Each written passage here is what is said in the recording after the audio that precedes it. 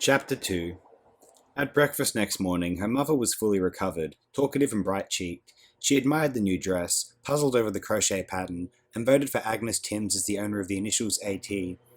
But Abigail said that, since the design seemed to be of a Greek plant, AT probably stood for Anastasia Tassiopolis, or something similar. Kathy chatted on until at last her daughter said teasingly, "What are you excited about, Apple Annie? Did you find something extra special at St. Mary's?" Kathy's eyes twinkled. "I might as well tell you. I had dinner with your father last night." Wayland Kirk and his wife had never been divorced. Their relations were friendly, and 2 or 3 times a year they met to discuss business matters or Abigail's future. Abigail was occasionally taken out by her father to some entertainment, and although they both behaved with careful courtesy, it was always an awkward and hateful experience for Abigail. Something lay between them, an ineradicable memory of rejection of love, and Abigail could not pretend it was not there. He asked her polite questions about her friends, even the ones he could remember from her childhood and she had almost forgotten. "You seem to be a bit of a loner, Pat," he said, almost apologetically. She answered coolly, "I really don't care for people much." He had the same quickness of uptake as she, and he shot her a blue glance that laid her thoughts bare. Then he said gently, "Well, you can always trust your mother, anyway." She knew how much she had hurt him. She tried to be glad. He deserved it. But she was not glad. She was sorry and ashamed. Now she looked without concern at her mother and said, "Oh yes? Did you just run into him?" "As a matter of fact, I've seen him quite a few times lately," Kathy said. "Oh, darling, don't be cross. I know it was deceitful of me, but I thought I wouldn't mention it in case it all fell through." Abigail felt a sudden chill. "Whatever are you talking about, Mum?" "Oh, Abigail, I don't know how to put it without sounding silly. Dad, well, he wants us to become a family again." "You're joking," said Abigail. Kathy's face was almost pleading. "No, I'm not." Abigail felt as much as she had felt that morning her father had said goodbye. A burning wave of dismay, anger, and fright swept her from her feet. Before it reached her face and turned it scarlet, she managed to say, "And what about Miss Fingo? Is she going to join the party?" Kathy said stiffly, "You know very well Jan went off to Canada a year ago. She has a name. Use it and don't be vulgar. What do you think I'm talking about? Last Saturday's TV movie? This is a serious matter for me and your father, so please don't fool about with it." Abigail could hardly believe what she heard. "You're really considering it? After what he did 4 years ago?" Kathy smiled nervously. She used a cool tone, but it did not go well with her restless hands. "Next thing you'll be saying he tossed me aside like a worn-out glove. He dumped you and me for a scheming little creep on his secretarial staff. That's what he did, after being married 12 years. "Hold on," said Kathy. "Fair's fair. Jan wasn't like that at all. And besides that, he fell in love with her. You don't even know what that means yet." "Oh, Mum, now you're being wet." "Oh, I know you schoolgirls think you know every last word in the book about the relationships between a man and a woman, but love is a thing you have to experience before you know." She hesitated, and then blurted out, "How powerful it can be." "Oh, come on. I'm only 36, said Kathy. "I've missed being married." Abigail leapt up and began to pile the dishes noisily in the sink. "You've no self-respect." Okay, cried Kathy. "It's awful, it's shameful, it isn't liberated in the slightest, but I happen to love Wayland. I always have, and I always wanted him to come back. Now it's happened, and I want to go with him."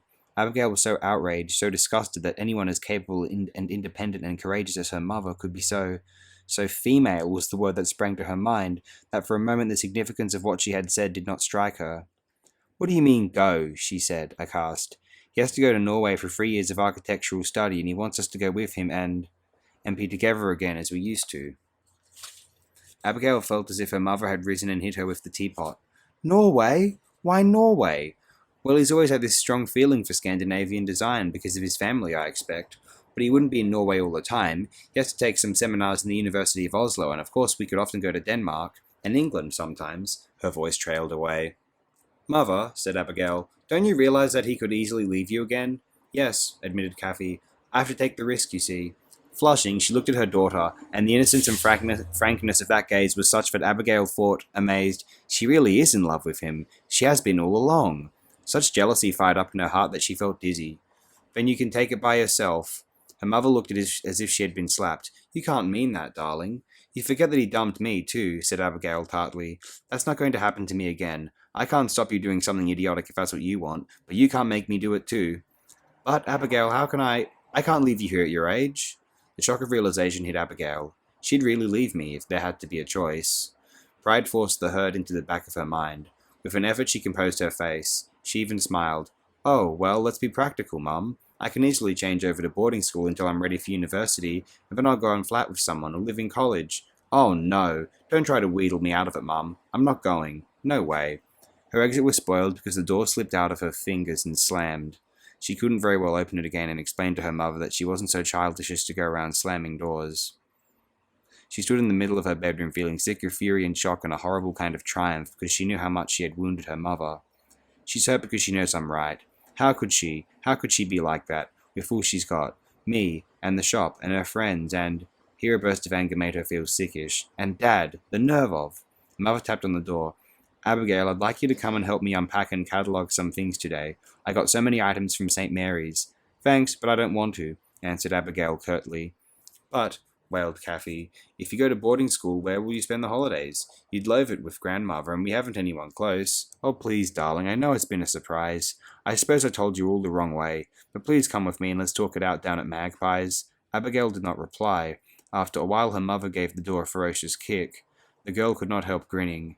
Kathy was such a child. After her mother had gone, she washed up and put on her green dress, which made her feel better.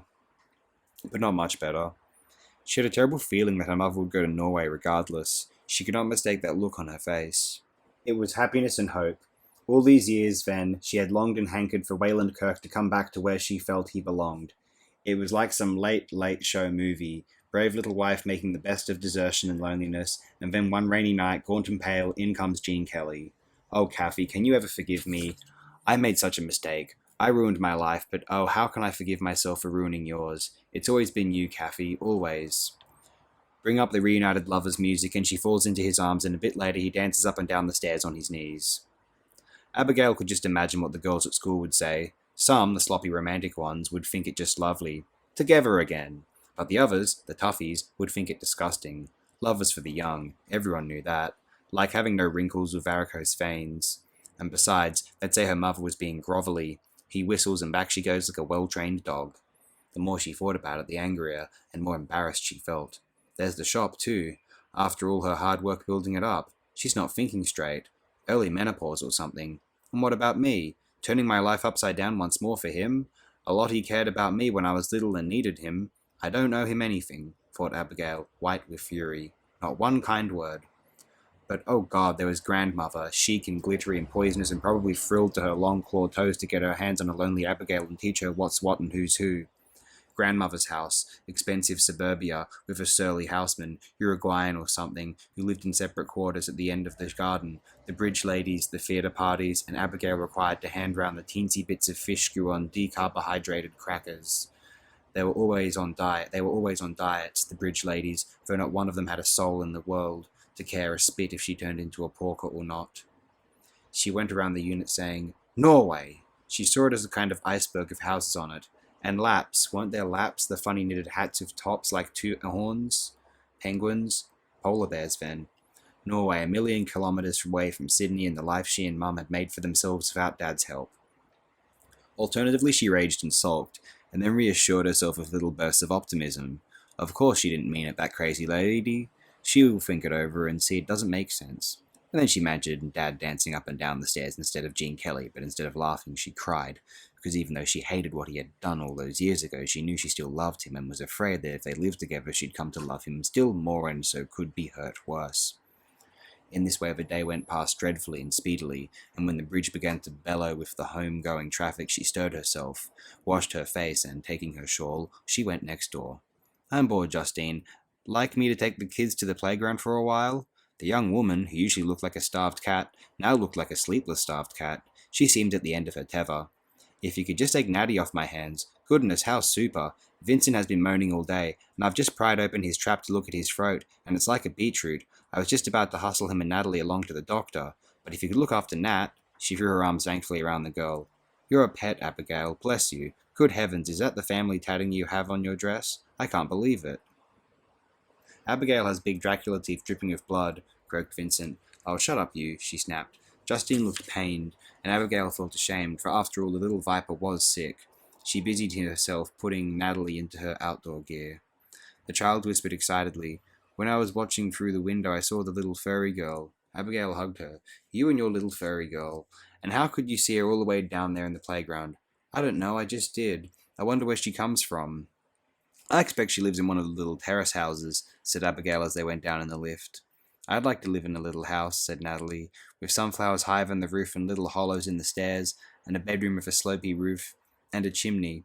The little girl, freed from the oppressive presence of her brother, skipped blithely along, looking at the children sliding down slippery dips, hanging on the bars like rows of orangutans, and climbing over the gaudily painted locomotive that stood near the sandpit. Abigail lifted Natalie up to the driver's seat, but she was frightened at the height, and besides, most of the children had begun their obsessive game of Beatie and she wanted to watch. Why do you want to watch when the silly game scares you so, Natty? I just want to look at the little furry girl watching because I like her, you see. You're a funny little sausage. Abigail sat on a cement mushroom and watched curiously while the children formed themselves into their hushed circle, and Mudder took her place in the middle. Natalie pulled at her shawl. There she is, Abigail. Do look. Abigail looked. At the edge of the playground, absorbed in the children's activities, yet seemingly too shy to emerge from the half-shadow of the wall, was a diminutive figure in a dark dress and lighter pinafore. Her face was pale, and her hair had been clipped so close it did indeed look like a cat's fur.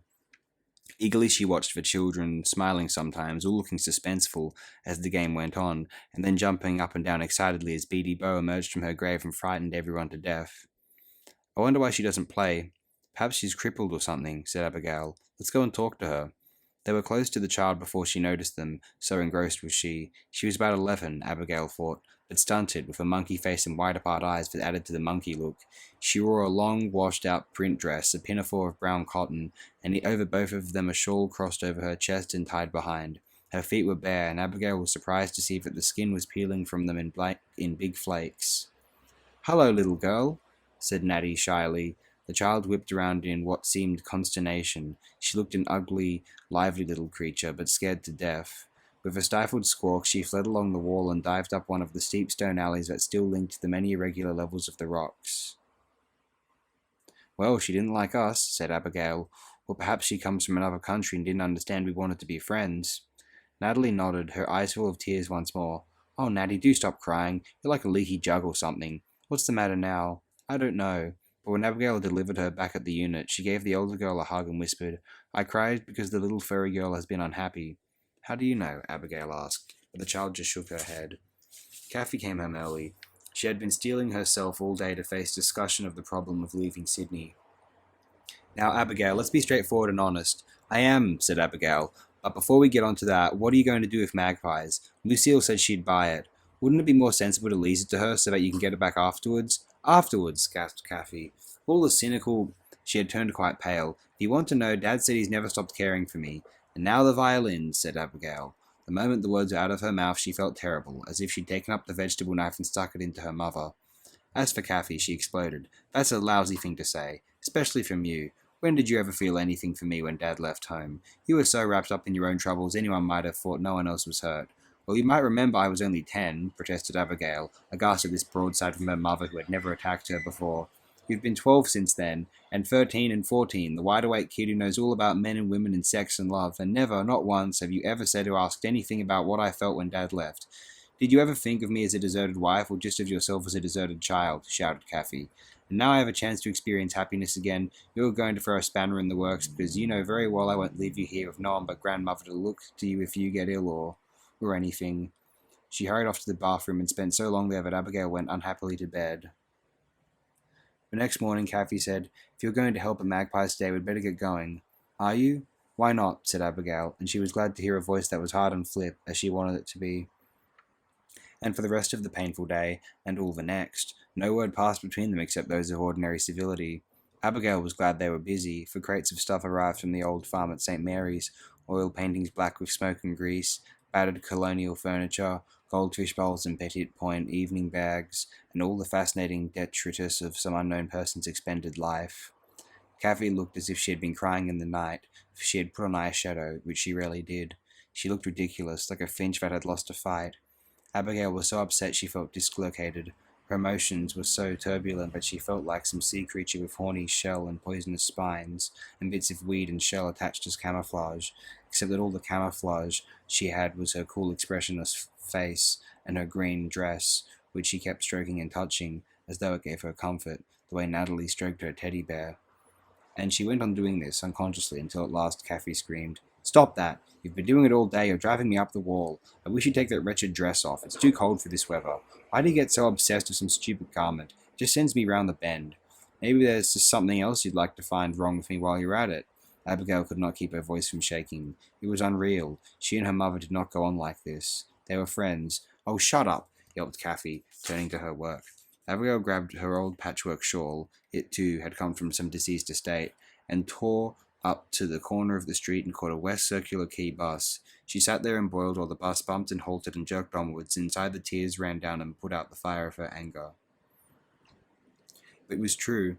She did wear things until they almost fell off, but always before her mother had laughed. "That's Abigail, always wrapped in something. And why not?" she had said. Already there was a change in both of them. It's true, she thought sorrowfully. I never did think of what she must have felt. Never once did I put my arms around her and say, "Don't mind, I'm still here." It was always Mum who did that to me. The bus seemed an unlikely place to have your heart broken in, but she felt that was happening.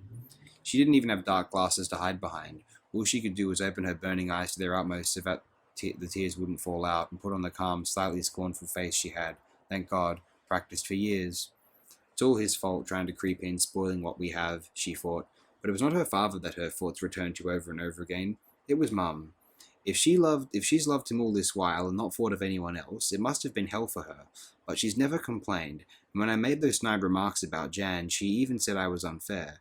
I don't think I could ever say a good word for someone my husband left me for, but it's true I would expect my only daughter to stand by me. And I didn't. I just thought of how awful it was for me, the way I'm doing right now. She had left the bus almost without noticing it. Great steely skies, blanched with approaching winter, arched overhead, and amidst these floated the half-circle of the bridge, spangled with crimson patches from the sunset, long gone but still painted on the high clouds. The windows of Mitchell and other tall buildings shone tremulously with this ruby light. A cold dusty wind blew from the south, bringing in gusts the iron voice of the city. The dirty, down-at-heel city around Central Railway, drowning the hoot of the hydrofoils, the swish-swash of ferries drawing in and pulling out at Circular Quay. There were still children tearing around in the playground, and she halted for a moment to watch them. Mothers and older brothers were calling them in. They were not enough to play Beatie Bow. They were chasing each other, screeching aimlessly. Her eyes turned instinctively to the corner of the wall where it met the street. There lurked Natalie's little furry girl, looking cold and forlorn. She looks the way I feel, thought Abigail. But how did she feel? Not quite lost, but almost. Baffled. A sense of too many strange ideas crowding around her, a feeling of helplessness and difficulty with which she could not come to terms. She thought, maybe they're right. Maybe there is such a thing as being too young and inexperienced to know your own mind. Perhaps it was something simpler. In Norway, if there was family discord once more, she would have no bolt holes, no familiar places or friends, probably not even anyone to whom she could speak in English. At the thought of this, her sensation of vulnerability grew so strong that she almost cried out aloud. Mum's got to listen to me, she thought. Maybe she could cope if something went wrong, but I couldn't. I know I couldn't. Distinctly she saw the little furry girl sigh, as though sadly disappointed. And for an instant she reminded Abigail of Natalie, when tormented beyond endurance by the demonic Vincent. Poor little rat, she thought, the things kids have to put up with. All at once she had an irresistible desire to speak once more to this child, to find out why she watched, why her clothes were so poor, why Natalie thought she had been unhappy. Most of all, she wanted to see her smile. She tiptoed along in the shadow of the wall. The little furry girl, looking hopefully at the children, did not see her. "Boo," whispered Abigail. The child leapt in the air like a trout, gaping at Abigail. Her eyes were a light hazel, and Abigail noticed that her hair was tufted and bristly as though growing out after having been shaved. "Did I give you a start?" she said. "It was only a joke." The other blurted, "I wasna doing naething. I were only watching the bands." Her voice was hoarse, her accent so extraordinary that Abigail caught only a word or two. But before she could ask the girl to repeat what she had said, the hazel eyes glistened and she said in a half-sob, half-cough, "I dunna want it to be true, but then again I do. Oh, I do." This time Abigail heard clearly.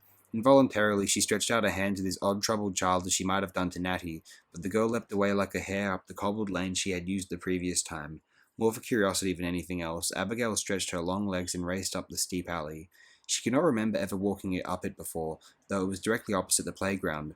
It ascended as abruptly as a staircase between tall stone walls of warehouses or shops. She did not have time to look. At the top was a little flight of crooked stone steps, and there she could see the child's shawl fluttering, as she hesitated and peered back at her pursuer. The shawl showed dark bottle green under a street lamp. "Don't be a silly little twit. I only want to talk to you," cried Abigail breathlessly. She bounded up the steps into the light and saw that she was in Harrington Street, a queer old road, not much used now, all different levels, so that sometimes one had to step down from the footpath and other times up. The little girl had flickered out of the light, but Abigail could see her bare feet and the edge of her skirt showing in the shadow of a thickety shrub that had followed its network of snaky roots down the crevices of a crumbling stone embankment. She called out teasingly, "I can see you hiding there." Just then, down in the city, the town hall clock began its baritone booming, distorted and half drowned by the traffic.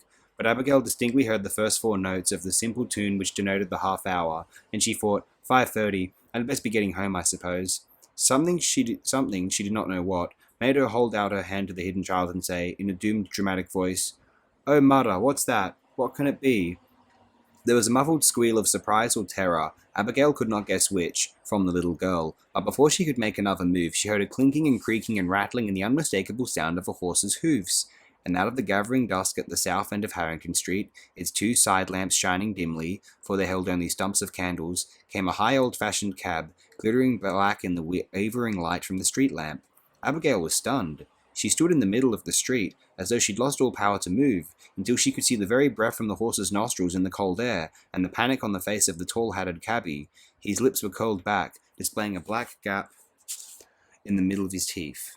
He half rose. "Get out of the road, wench! Do you want to be run down?" At that moment the little girl darted from the shadows, almost under the nose of the horse, and pushed Abigail sprawling out of the way. She crashed on what seemed to be wet cobblestones, while the cabby leant over her and flicked at them both with the tip of his whip, shouting, "Danged baggages! Are ye cracked, standing there like two dummies?" The cab creaked and clattered onwards. Abigail lay looking up at the lamp. The pedestal was a thick pillar of grooved iron. At the top was a glass-windowed lantern in which waved and waggled a blue fishtail of flame. She had seen pictures of such lamps before, and she knew the light came not from electricity but coal gas. "Dreaming," she thought. "That's all. I'm dreaming." But the cobbles were cold and dank. Her knees were stinging where she had fallen. The air was full of strange smells, horse manure and tidal flats, wood smoke, human sweat, and an all-pervading odor of sewerage. She felt that little girl withdraw, heard the patter of her bare feet along the road, and panic swept through her. "Don't leave me. I don't know where I am." She scrambled up and ran after the child. Strange, foreign-looking women in long aprons came out of dimly lighted doorways to stare. Children, more dirty and ragged and evil-looking than she had imagined children could be, looked up from floating paper boats in the gutter. One of them threw something stinking at her. It was a rabbit's head, half decayed. She did not know where she was. All she knew was that the furry little girl might be able to tell her, so she held her skirts up to her knees and ran after her in both terror and desperation.